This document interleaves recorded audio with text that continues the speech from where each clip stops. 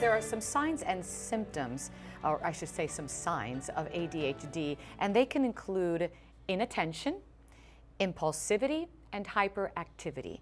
Martin, Joanna, I want to kind of break those down and inform our viewers what we're talking about. So let's first take inattention.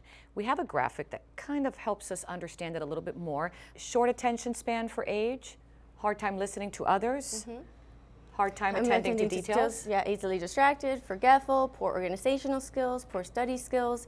All of that is the stuff that happens in our prefrontal cortex. So for one example is procrastination. Okay, it's that putting it off to the last minute. Why that happens? People with ADHD have poor time horizons. So that's where you see running late, poor time management, not being able to organize, things like that. Martin, let's look at that breakdown of impulsivity and talk about it as well. Often interrupts others. Yes, a hard time waiting for his or her turn, blurts out answers instead of waiting to be called on, takes risks often, and often without thinking before acting.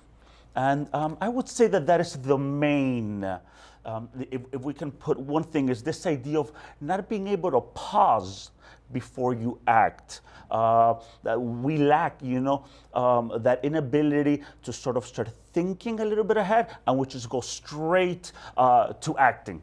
Let's go straight now to hyperactivity and see the breakdown there. And Joanna, let's have you comment on what we see here. Seems to always be in motion, hard time staying in seat, fidgets with hands or squirms when seated. Talks a lot, hard time doing quiet activities, loses or forgets things often, not able to stay on task. One of the more common ways we will notice these symptoms is in the classroom setting. Okay, so that kid that gets up to throw something away every 2 seconds, and it ends up causing a disruptive behavior, which then calls attention to them, resulting in consequences, negative attention from teachers and such.